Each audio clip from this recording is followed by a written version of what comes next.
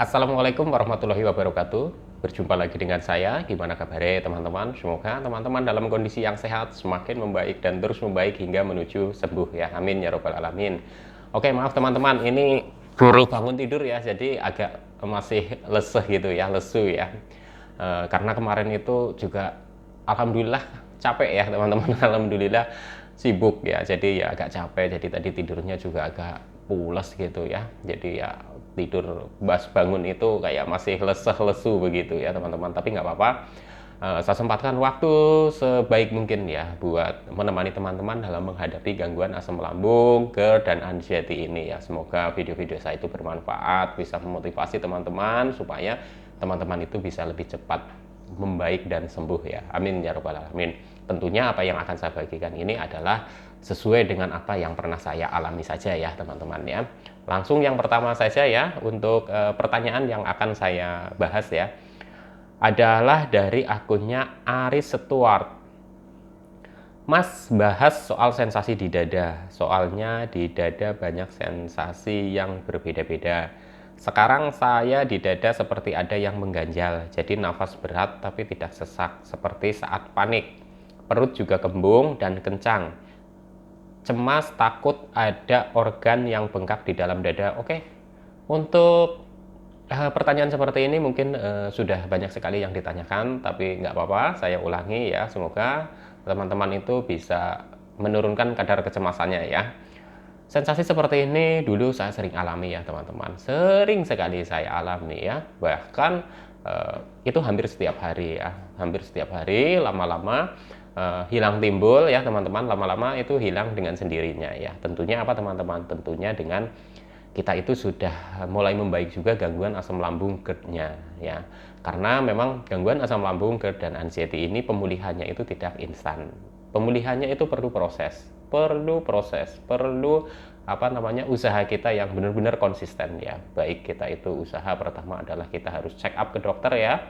Kita harus memeriksakan diri ya bahwa memang kita itu ada kita itu sudah diperiksa sama dokter dan kita itu didiagnosa itu ada asam lambung, GERD, dan anxiety. Tentunya sensasi-sensasi seperti ini itu biasanya itu muncul ya teman-teman.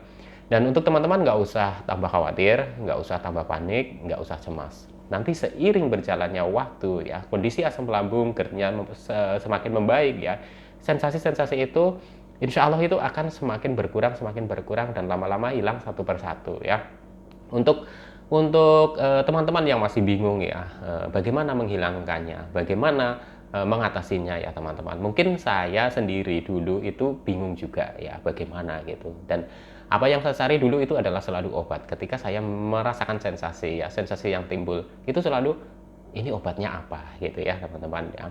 Tapi ya kembali lagi ya teman-teman, kalau sumbernya dari masalah asam lambung, GERD-nya memang itu belum sepenuhnya pulih, sensasi itu akan sering bermunculan. Cuma kita bisa meminimalisir ya teman-teman, meminimalisir ya. Contohnya waktu itu pada saat saya itu mengalami sakit di bagian dada ya, baik sebelah kiri maupun sebelah kanan ya, yang kadang celekit-celekit, terus kadang kayak ada yang gimana itu di dalam itu kayak ada sesuatu yang aneh gitu ya teman-teman. Memang itu membuat cemas ya, tapi kembali lagi karena saya sudah periksa, sudah check up bahwa sudah diperiksa ya organ-organ yang lainnya, alhamdulillah semuanya baik ya teman-teman ya. Ya saya tinggal memahami saja ya, tinggal memahami, dan ketika ada sensasi yang muncul itu ya, saya yakinkan bahwa itu itu dari asam lambung GERD-nya saya yang belum sepenuhnya pulih ya teman-teman ya. Jadi untuk teman-teman ketika ada sensasi yang sama seperti ini ya, baiknya teman-teman yang belum memeriksakan diri ke dokter, periksakan dulu. Karena bisa saja sensasi-sensasi itu ya, sensasi yang muncul itu bisa karena faktor lain, itu bisa saja. Makanya di sini tuh penting sekali teman-teman itu untuk memeriksakan diri gitu ya, untuk check up gitu ya, untuk periksa dulu gitu bahwa tidak ada gangguan lain atau sakit lain gitu ya teman-teman ya.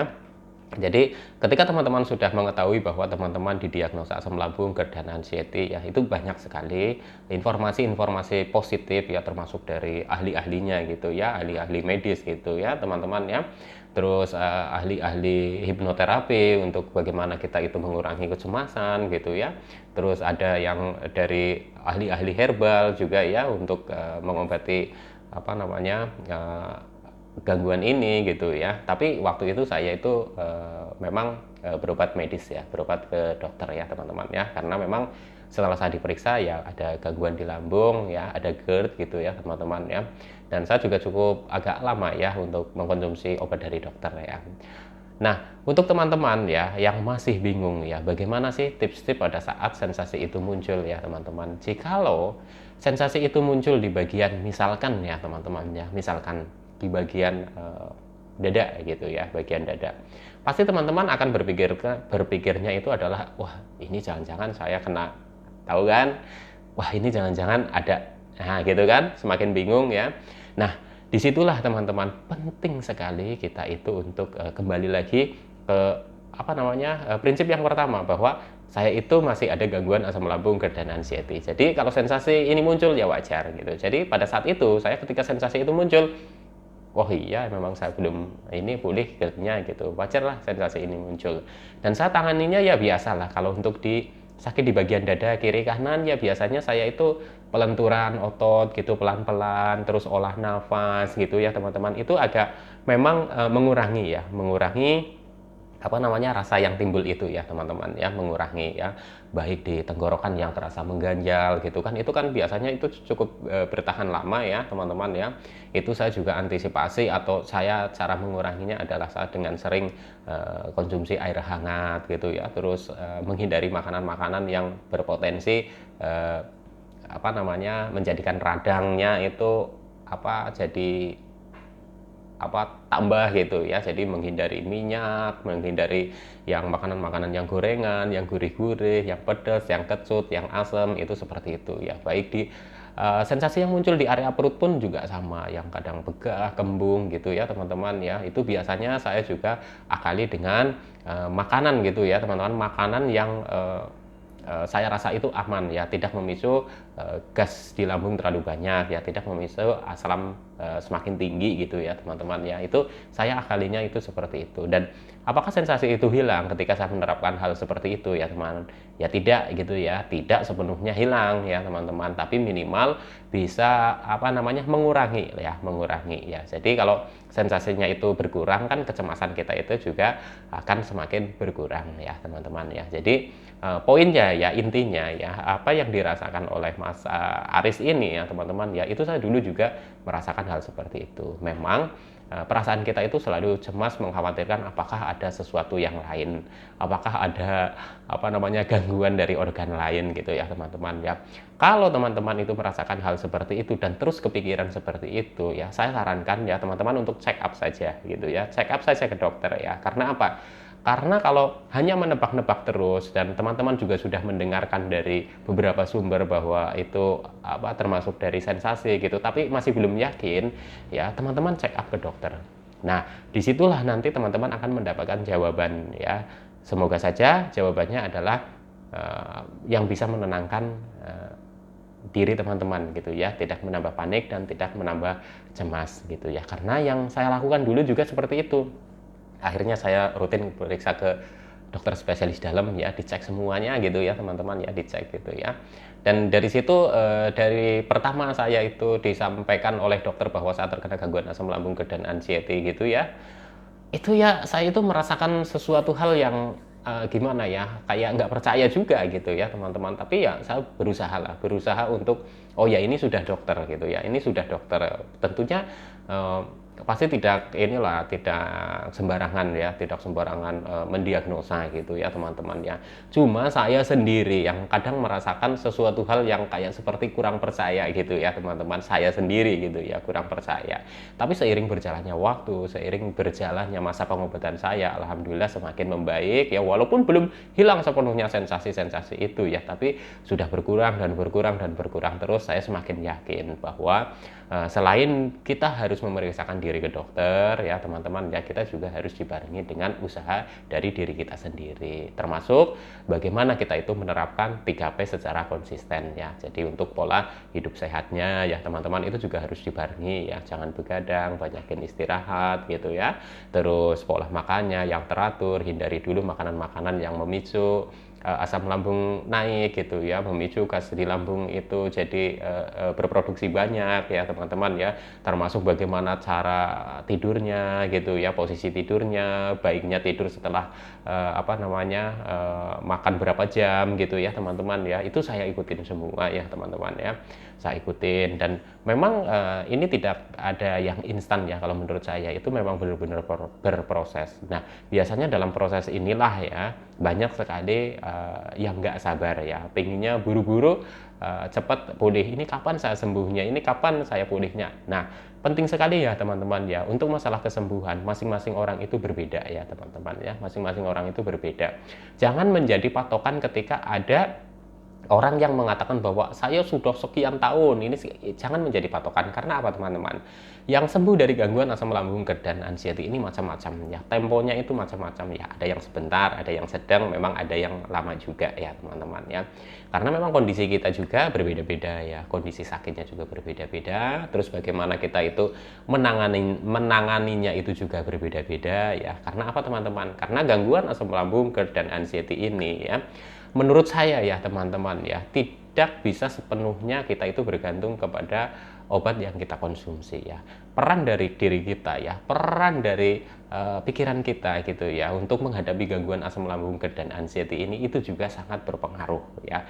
Bagaimana kita harus konsisten, bagaimana kita harus terus komitmen untuk menjaga pola itu ya, pola hidup sehatnya, pola makan yang teraturnya, pola pikir yang positifnya, yaitu penting sekali. Perlu kita itu benar-benar komitmen untuk menjalankan itu ya teman-teman ya. Ada beberapa yang menanyakan ke saya bahwa saya sudah menjalankan ini gitu ya, tapi kok nggak kunjung-kunjung sembuh. Nah ini kembali lagi ya teman-teman, kesembuhan masing-masing orang itu berbeda ya. Ada yang cepat, ada yang sedang, ada yang lama ya teman-teman. Dan ini adalah proses ya teman-teman. Kesembuhan itu berproses ya teman-teman. Tidak bisa disamakan dengan gangguan-gangguan yang lain yang hanya minum obat ini secara teratur itu langsung bisa semakin membaik dan sembuh gitu ya. Harapannya sih memang seperti itu ya. Tapi pada saat saya dulu itu memang saya itu cukup lama juga ya teman-teman, cukup lama juga. Dan memang dalam proses menghadapinya itu ya saya merasakan jatuh bangun gitu ya. Sudah membaik, terus drop lagi, membaik, drop lagi ya. Tapi saya sebisa mungkin berusaha untuk konsisten menjalani 3P juga ya. Terus untuk berobat ke dokter saya juga masih rutin ya. Memang sempat lama ya saya konsumsi obat dari dokter itu, sempat lama ya, cukup lama lah ya teman-teman, 8 sampai 9 bulan ya teman-teman ya. Memang ada yang mengatakan kenapa sih harus lama sekali ya? Saya ikutin saran dari dokter saja ya, bahwa kalau dokter itu selalu memeriksa saya gitu ya, karena saya kan rutin gitu ya, jadi setiap waktu itu kan seminggu sekali, terus 2 minggu sekali, terus sampai 1 bulan sekali gitu kontrolnya ya teman-teman, itu kan diperiksa lagi, diperiksa lagi, diperiksa lagi. Nah dari konsumsi obat yang banyak sampai turun lagi, turun lagi, turun lagi, turun lagi gitu ya, sampai dengan tinggal satu macam obat gitu ya, saya sudah perkembangannya sudah bagus. Tapi kembali lagi ya teman-teman, jangan bergantung sepenuhnya kepada obat ya. Obat itu membantu ya, membantu, memang kita itu membantu kita itu dalam proses penyembuhan ya. Tapi peran kita ya, peran kita itu juga sangat penting untuk menghadapi gangguan asam lambung dan anxiety ya. Untuk apa? Untuk tetap menjaga 3P ya. Kenapa saya ulang-ulangi terus 3P ya? Karena banyak sekali dari teman-teman yang menyampaikan ke saya bahwa susah sekali ya menjalankan 3P gitu ya. Ya memang awal-awal itu susah ya, tapi nanti setelah teman-teman itu mengalami atau merasakan manfaatnya ya, itu teman-teman itu akan ketagihan gitu ya. Oh iya, ternyata saya dengan menjalani seperti ini semakin sehat ya, semakin membaik gitu ya. Akhirnya teman-teman akan timbul semangat. Memang pada awalnya itu agak susah dan terkesan tidak ada kemajuan ya teman-teman ya. Jadi untuk Mas Aris ya, pertanyaannya seperti ini ya, itu saya jawab untuk bisa yang lainnya juga menyimak ya, barangkali ada yang mau ditanyakan dan pertanyaannya mungkin sama seperti ini ya. Intinya adalah ketika sensasi-sensasi itu muncul baik di dada, di perut, terus di bagian kepala, di bagian punggung, di bagian kaki gitu ya.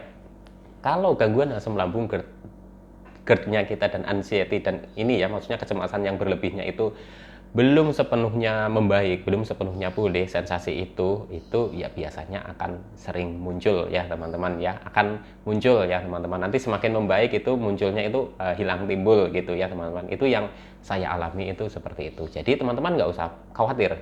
Jangan terlalu khawatir ya teman-teman, jangan terlalu khawatir, jangan terlalu cemas ya. Gangguan asam lambung, GERD dan anxiety ini bisa sembuh ya teman-teman. Banyak sekali yang sudah sembuh dari gangguan asam lambung, GERD dan anxiety, dan saya doakan juga teman-teman akan menyusul sembuh ya. Tentunya jangan sepenuhnya bergantung kepada obat saja ya. Peran dari diri kita ya untuk menjalankan pola hidup sehat, pola makan teratur dan pola pikir yang positif itu juga penting, dan itu berpengaruh kepada kesembuhan orang yang terkena gangguan asam lambung, GERD dan anxiety ini ya teman-teman ya. Apakah gangguan asam lambung, GERD dan anxiety ini itu bisa kembali kumat ya? Kalau menurut saya ya bisa saja, karena banyak pengalaman dari teman-teman yang sudah sembuh juga, itu juga mengalami kumat ya, dan mereka sampaikan dengan terus terang gitu ya, dengan jujur bahwa kenapa saya kumat itu adalah karena saya kurang menjaga 3P-nya lagi gitu ya. Banyak sesuatu yang harusnya masih dihindari itu dilakukan. Nah, itu seperti itu ya. Jadi, untuk teman-teman yang masih masa pemulihan ya, masih masa pengobatan gitu ya. Pokoknya masih masa-masa berjuang untuk mencapai sembuh ya.